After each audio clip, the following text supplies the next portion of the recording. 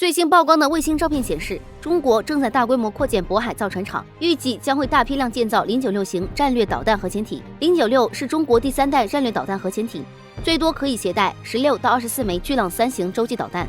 其战略威慑能力较094级增加了数倍。早在2020年5月，中国水下大型固体火箭研制团队获得了国家大奖，被认为是巨浪3潜射导弹技术获得了突破。近日公开的报道则显示，中国水下大型固体火箭研制团队全面突破了特有关键技术，巨浪3导弹射程世界第一，综合性能全球领先。据报道，中国水下发射大型固体运载火箭研制团队获得了第2届全国创新争先获奖团队。该团队在研制新一代水下大型火箭研制过程中，突破了悬成体跨介质多向流控制天理论，独创了出水向流主动控制新原理，让大型水下固体火箭技术达到了国际领先水平。据报道，某固体火箭曾亮相70周年国庆阅兵方阵，指的还是巨浪2型，其配备有单个大弹头，射程在1万公里左右。某新型运载火箭投送距离达到了世界第一，说的应该是巨浪3潜射导弹，也是中国第一款携带分导式弹头的潜射导弹。该团队还在超前布局颠覆性技术研制，指的是正在研制更先进的巨浪4导弹。报道指出，巨浪3研制工程全面完成，填补了中国构建水下发射大型火箭工程管理体系的空白，突破了跨介质飞行技术原理和理论新方法，为中国未来水下发射运载火箭打下了基础。中国固体火箭项目获得国家科学技术进步特等奖、管理创新成果1等奖等，说明其整体技术水平非常高。目前最值得关注的是096核潜艇与巨浪3潜射导弹的组合。从报道可以看出，中国在研制巨浪3导弹时采用了全球独创的出水向流主动控制技术，意味着潜射导弹发射可靠性进一步提升，部分技术达到了国际领先水平。巨浪3的射程世界第一，意味着打击距离超过1.2万公里。在此之前，全球最先进的俄亥俄级核潜艇搭载的3x2 D5的射程为1.1万公里。战略核潜艇可以在水下活动，配备了巨浪3的核潜艇，在中国近海发射弹道导弹就能打击全球主要目标。据分析，巨浪3射程增加的同时，导弹体积也进一步增加。最早装备巨浪3的是改进型094A 型核潜艇，必须通过增加龟背来搭载。增加龟背会导致潜艇的水下航行静音性能下降，射程增加后不需要出第一岛链就能打击全球目标，战略威慑能力反而获得了飞跃式进步。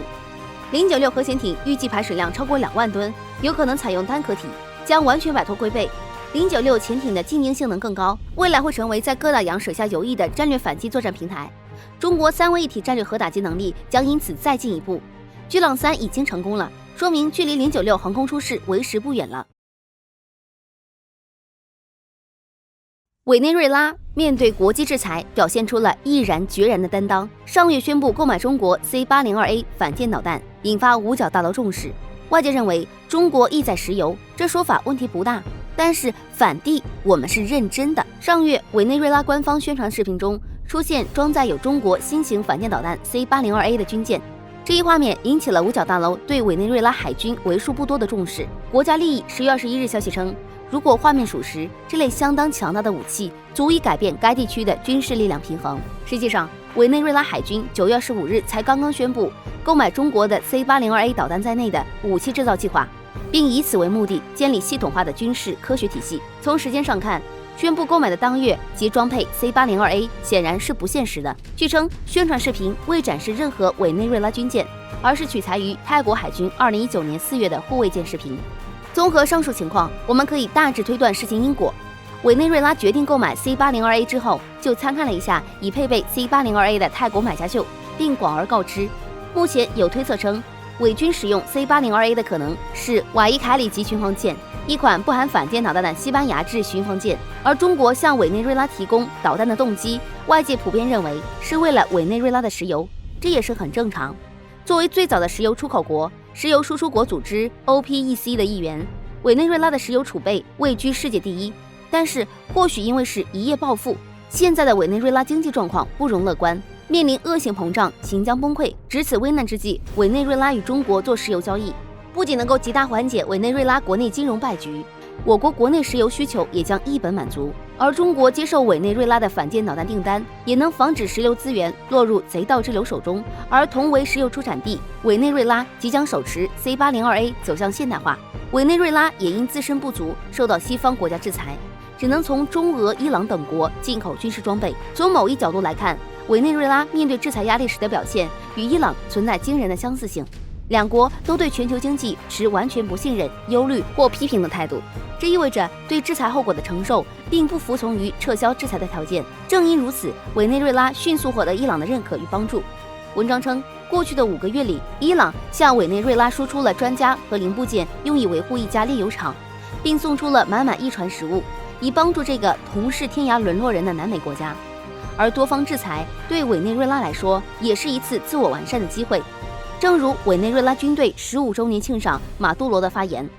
将对中俄等国保持合作、学习的态度，先接受战略援助，但是必须独立。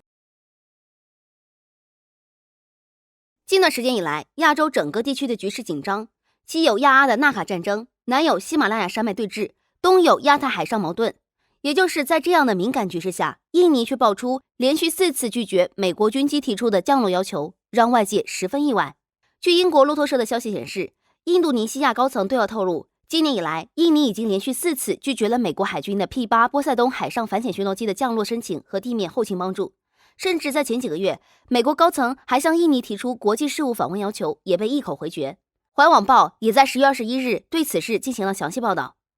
需要注意的是，印尼在很长的时间里与我国的关系都不太友好，尤其是22年前印尼历史上的重大悲剧事件，更让双方关系降至冰点。可以说，在这场动乱里，印尼土著犯下的罪行罄竹难书。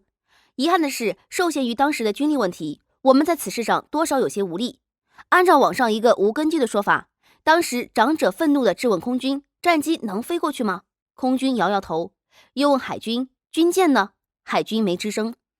印尼也不知道从哪里学来的，但凡有点事情就要游行示威，进而转变成大规模暴力事件。比如最近的一次，就在10月初，雅加达超过200万人集会，随后就升级成了暴力事件，骚乱不断。这种情况也让外界十分担忧，是否会出现历史重演。也正是因为一些过去的事件，外界对于此次印尼果断拒绝美军的做法感到十分诧异。